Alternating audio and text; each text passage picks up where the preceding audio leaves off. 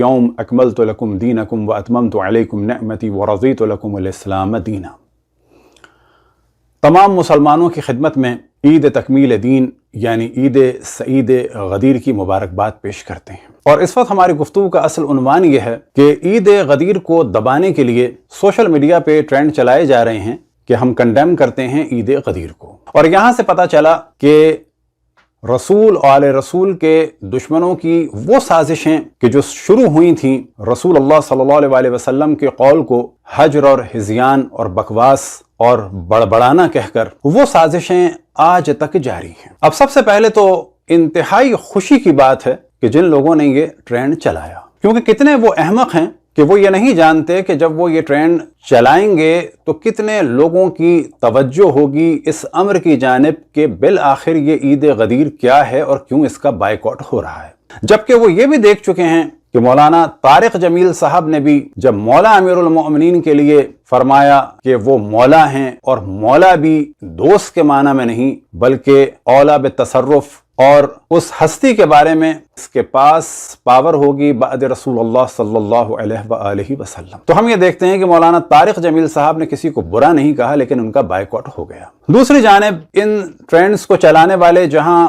नवासिब और नवासिब में से देवबंदी भी हैं और अच्छे खासे अहले हदीस हैं, तो अहले हदीसों की खिदमत में अर्ज करें कि आपने बड़ा अच्छा काम किया। आप अल्हम्दुलिल्लाह डिवाइड हो चुके हैं हुसैनी अहले हदीस और यजीदी अहले हदीस में, और अन करीब आप क्या एक और शिगाफ होगा और लोग बेदार होंगे, क्योंकि सबके सब तो जाहिर है कि गुनाह की औलाद नहीं है, क्योंकि हर वो शख्स के जो मौला अमीरुल मोमिनीन का मुखालिफ हो या वलदुज़ ज़िना है या वलदुल हैज़ है या मुनाफिक है। लेकिन जाहिर है कि एक बहुत बड़ी तादाद जो अहले बैत अलैहिमुस्सलाम से दूर है वो जाहिल भी है, और इन्हीं चीजों के जरिए से उन्हें आगाही भी हो रही है। तो अनकरीब अहले हदीस डिवाइड होंगे गदीरी अहले हदीस और मुनकिर गदीर अहले हदीस के दरमियान। अब सवाल ये पैदा होता है कि 18 ज़िलहिज को आप लोग अब सोग मना रहे हैं कि जी तीसरे खलीफा को शहीद किया गया। तो सवाल ये पैदा होता है कि रसूल और आले रसूल अलैहिमुस्सलाम के मामले में तो आप कहते हैं कि दिन मनाना हराम है, तो फिर यौम सिद्दीक़ अकबर, यौम फारूक आज़म और यौम उस्मान मनाने की क्या तुक है, ये हराम क्यों नहीं है? फिर जब अहले बैत की शहादत का जिक्र होता है तो आप शोर मचाते हैं कि सोग 3 दिन का होता है, तो फिर हजरत उस्मान का यौम और सोग क्यों?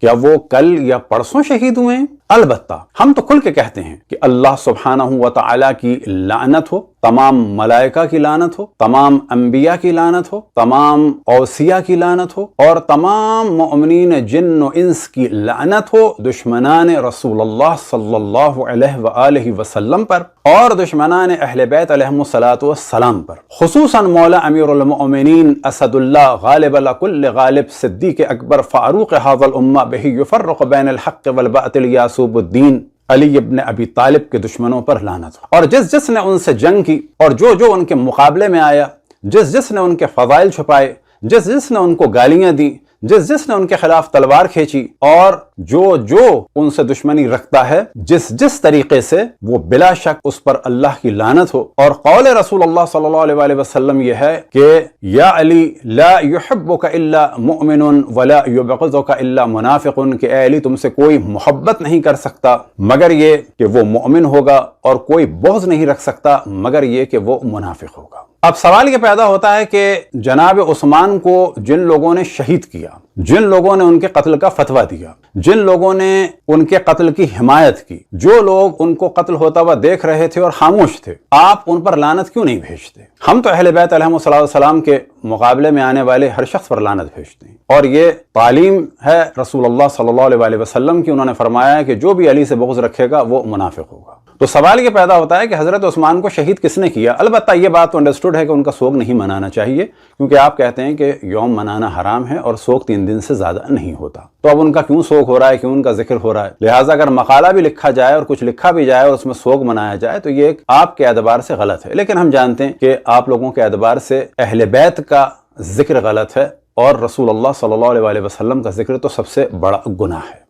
तो सबसे पहले हम तवज्जो दिलाएं कि हजरत उस्मान को قتل کرنے والے سب اصحاب تھے، اہل مدینہ تھے۔ اور یہ بھی توجہ دلائیں کہ قرآن مجید میں اگر کسی شہر کے باشندوں کے نفاق کا ذکر ہوا ہے تو وہ سورۃ توبہ میں کھل کر ذکر ہوا ہے کہ اہل مدینہ کے جو ارد گرد ہیں وہ منافق ہیں۔ وَمِمَّنْ حَوْلَكُمْ مِنَ الْأَعْرَابِ مُنَافِقُونَ وَمِنْ أَهْلِ الْمَدِينَةِ مَرَدُوا عَلَى النِّفَاقِ، اور اے میرے حبیب، اور پھر مسلمانوں کو سب کو مخاطب کیا ہے کیونکہ آیا ہے وَمِمَّنْ حَوْلَكُمْ مِنَ الْأَعْرَابِ، کیا ہے مسلمانوں تمہارے ارد گرد جو مدینہ کے ارد گرد بدو ہیں ان میں منافق ہیں، اور اہل مدینہ میں ایسے لوگ ہیں جو نفاق میں شدید ہیں۔ اب آپ کے سامنے ہے تاریخ طبری جلد نمبر 3 اور صفحہ نمبر 59 اور 60، قصاص عثمان کا مطالبہ۔ جب حضرت عائشہ رضی اللہ عنہا مکے سے واپس لوٹی اور صرف پر پہنچی تو وہاں ان کی ملاقات عبد ابن ام کلاب سے ہوئی۔ اس کے باپ کا نام ابو سلمہ تھا لیکن یہ ماں کی جانب منسوب کیا جاتا تھا۔ حضرت عائشہ رضی اللہ عنہا نے اسے دیکھ کر فرمایا تم اس وقت خوب آئے۔ عبد بن ابی سلمہ نے عرض کیا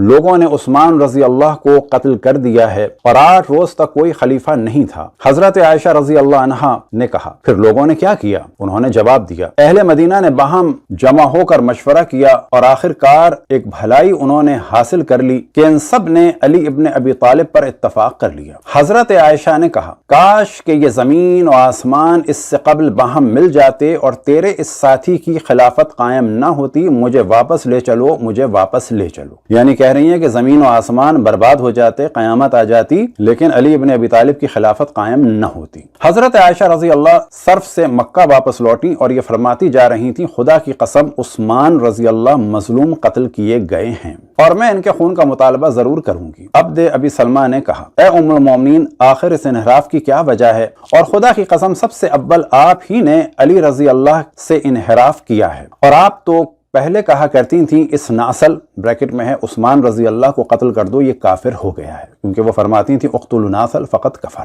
حضرت عائشہ نے کہا ان قاتلین نے اول عثمان سے توبہ کرائی پھر انہیں قتل کر دیا۔ اب یعنی کیسے پتا چلا توبہ کرائی؟ ان کو تو یہ معلوم ہی نہیں تھا کہ وہ قتل ہو گئے، قتل کرائی اور انہیں قتل کر دیا۔ میں نے پہلے قتل کے لیے کہا تھا، یہ اقرار کر رہی ہیں کہ ہاں میں نے کہا تھا کہ جناب عثمان کو قتل کر دو، اب یہ کہہ رہی ہوں اور میرا آخری قول پہلے قول سے بہتر ہے۔ بالکل ویسے جیسے ہمارے سیاستدان کہتے ہیں پہلے جو ہم نے کہا سو کہا، اب جو کہہ رہے ہیں وہ ہماری پالیسی ہے۔ اب انہوں نے کچھ شعر پڑھے، اس کا ترجمہ آپ کے سامنے ہے۔ آپ ہی کی طرف سے اس فساد کی ابتدا ہے اور آپ ہی کی جانب سے یہ تمام تغیرات واقع ہوئے ہیں، آپ ہی کی جانب سے یہ عذاب کی آندھیاں چلی ہیں اور آپ ہی کی جانب سے رحمت کی بارش ہوتی ہے۔ آپ ہی نے لوگوں کو امام کے قتل کا حکم دیا اور آپ ہی نے ان سے کہا کہ وہ کافر ہو گیا ہے، یعنی جناب عثمان۔ ہم نے ان کے قتل میں آپ کی اطاعت کی، اب ان کا قاتل ہمارے سامنے موجود ہے، یعنی یہ کہہ رہے ہیں کہ آپ ہیں ان کی قاتل، اور وہ شخص ہے جس نے قتل کا حکم دیا تھا۔ اب ظاہر ہے جناب عثمان کے قتل کا حکم جناب عائشہ ہی نے دیا تھا۔ نہ تو اس واقعے سے ہم پر چھت گری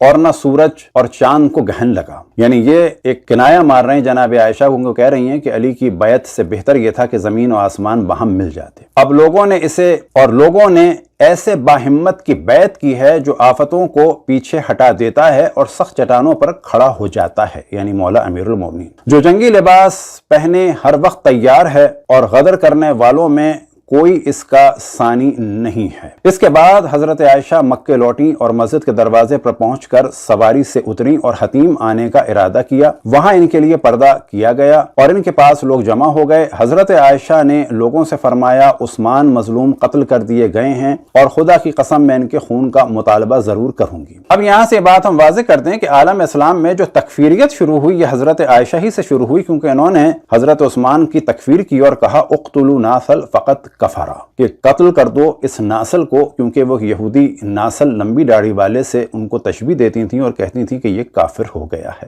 آپ کے سامنے عربی متن ہے تاریخ طبری جلد نمبر 4 اور صفحہ نمبر ہے 459، اور یہاں پر یہی والا موضوع ہے کہ جو آخری 2 لائنیں ہیں اس میں 3 لائنوں میں بیان کر دیں وَلَقَدْ كُنْتِ تَقُولِينِ اُقْتُلُوا نَاسَلْ فَقَدْ كَفَرَا، کہ آپ یعنی آپ جناب عائشہ آپ یہ کہتی تھیں کہ قتل کر دو، یعنی جناب عثمان کے لیے انہیں ناسل کہتی تھیں اور کہتی تھیں کہ یہ کافر ہو گئے ہیں۔ اب جب یہ پتہ چل گیا کہ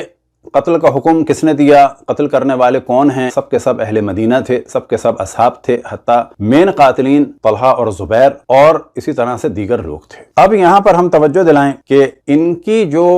شہادت ہوئی وہ عید غدیر کو ڈسٹرب کرنے کے لیے اور دبانے کے لیے 18 کا زور لگایا جاتا ہے، جبکہ مختلف اقوال ہیں۔ آپ کے سامنے کتاب ہے فتنۃ مقتل عثمان بن عفان، جزء الاول، الدکتور محمد بن عبداللہ الغبان، المملکۃ العربیہ السعودیہ، وزارت التعلیم العالی، الجامعۃ الاسلامیہ بالمدینہ المنورہ، کہ یہ وزارت التعلیم مملکت عربیہ سعودیہ میں، الجامعۃ الاسلامیہ المدینہ میں، یہ ایک تھیسس ہیں جو ڈاکٹر محمد بن عبداللہ الغبان کے ہیں، تیسرے خلیفہ کے بارے میں، اور یہ اس کی پوری تفصیل ہے الجامعۃ الاسلامیہ، اور یہ چھپی ہے 1419 یعنی 1999 میں، آج سے تقریباً 23 سال پہلے۔ اب آپ کے سامنے ہے المبحث الثانی تاریخ قتل ہی، کہ دوسری بحث کہ جناب عثمان کا قتل کس تاریخ میں ہوا۔ تو پہلی بحث یہ ہے کہ کس سال میں ہوا، تو کہتے ہیں کہ 35 بھی کہا گیا اور 36 بھی کہا گیا، لیکن جو زیادہ مشہور ہے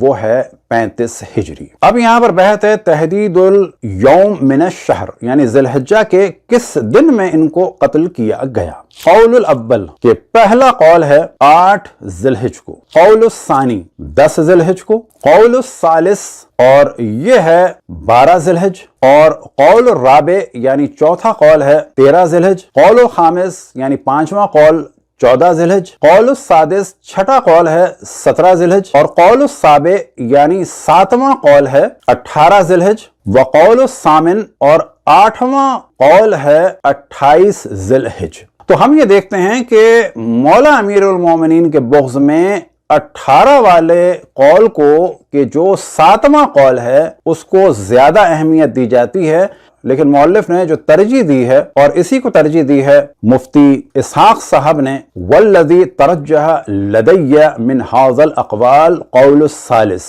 الذی فیہ انہ استشہد اوسط ایام تشریق، یعنی 12 کو ان کو قتل کیا گیا۔ اور وجہ کیا ہے کہ یہ اسی زمانے کے افراد میں سے تھے اور باقی جتنی روایات ہیں وہ ضعیف ہیں۔ پھر یہ کہ تحدید الیوم من ایام الاسبوع کس دن مارا گیا، تو وہ کہتے ہیں کہ جمعے کے دن ان کو قتل کیا گیا، اور ایسٹرونومی کے حساب سے جب انہوں نے حساب لگایا اور تحقیق کی تو پتہ چلا کہ 12 ہی کو جمعہ پڑا تھا، اور وہ اقوال جو ہیں اور جگہ فٹ نہیں ہو پاتے، اور آخر میں نتیجہ نکالا ہے